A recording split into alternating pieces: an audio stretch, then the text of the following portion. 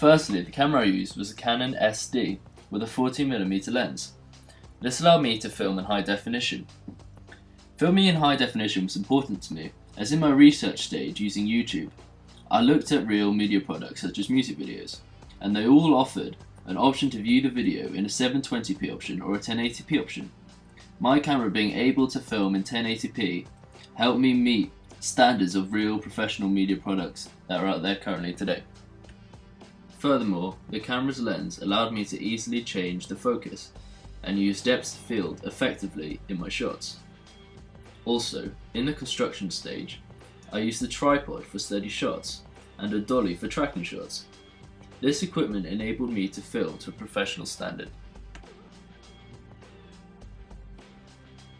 For all stages of my work, I use an Apple iMac with professional editing software installed on it, such as Final Cut Pro 10, Photoshop and InDesign CS4, and After Effects. Final Cut Pro 10 was used in all 4 stages of my media. It was most crucial in the construction stage, as I used more of its features. To edit my music video so the lip syncing was in time with the song, I had to precisely change the position and length of my shots.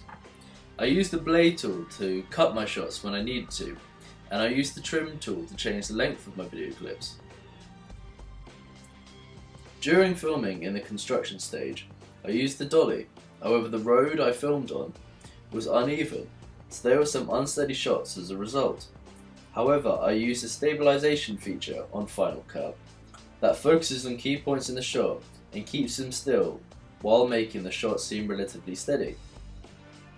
Final Cut was also used in my evaluation stage to edit my evaluation videos.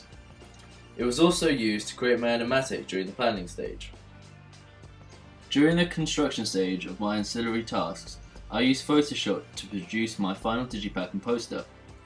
Photoshop enabled me to produce it to a high professional standard. In the planning stage, for my practice digipack and posters, I'd use both InDesign and Photoshop to produce them. However, I found Photoshop as the better software, as it had more features allowing me to produce what I wanted. I practiced using the features of Photoshop in my practice posters and digipacks. The features I used the most were the quick selection tool to select parts of the photo I wanted to use, and then the magnetic lasso selection tool for more precise selection. I also used the color editing, layer, transparency, and text features also. I did not use After Effects in this year's media coursework, as I learnt from my feedback in my planning stage that special effects would not match the conventions of an indie music video, and therefore it would not be necessary. During my research stage, I also used Microsoft Word to help type me up analysis for existing music videos. Throughout all stages, I used Tumblr to post my work and share it, for my teacher and anyone else who follows me to see. In the planning and evaluation stage, I used Facebook and Twitter. In my planning stage, it was used to ask for feedback from my animatic and for people to answer my survey. It was also used in my evaluation stage to post my drafts and finished music video to get feedback from my friends, but also to share it to a large community of people. The survey I created in the research stage was by using SurveyMonkey, a website that allows you to create your own survey, share it, and analyze the results.